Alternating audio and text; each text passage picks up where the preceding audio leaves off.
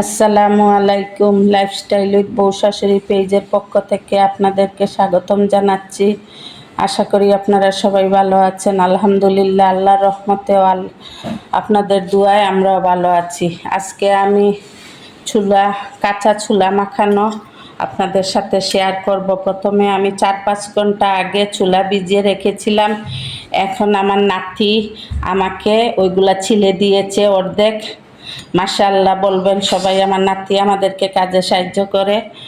এই ছোলা ছিলে দিয়েছে।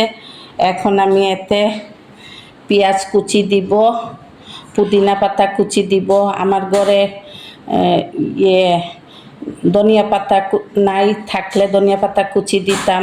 ফ্রোজেন ছিল, আমি ফ্রোজেন দিব না, এর জন্য শুধু পুদিনা পাতা কুচি দিচ্ছি।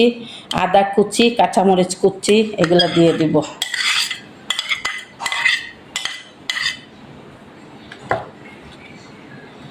আর একটু পরিমাণ মতো লবণ দিব। যে যতটুকু মাখাবেন সেই আন্দাজে লবণ দিয়ে দিবেন। আর দিব শসা কুচি। আপনারা ইচ্ছা হলে টমেটো কুচিও দিতে পারেন।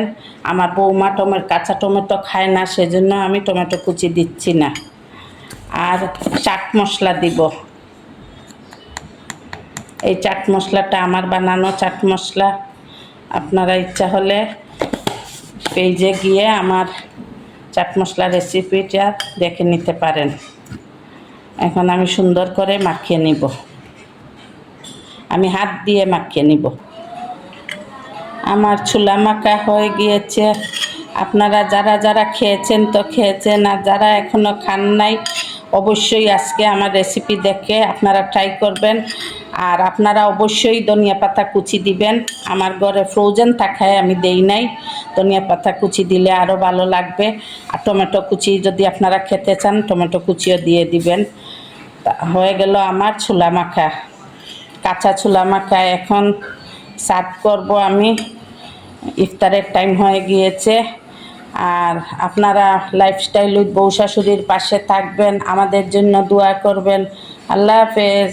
আসসালামু আলাইকুম ওয়া রাহমাতুল্লাহি ওয়া বারাকাতুহু।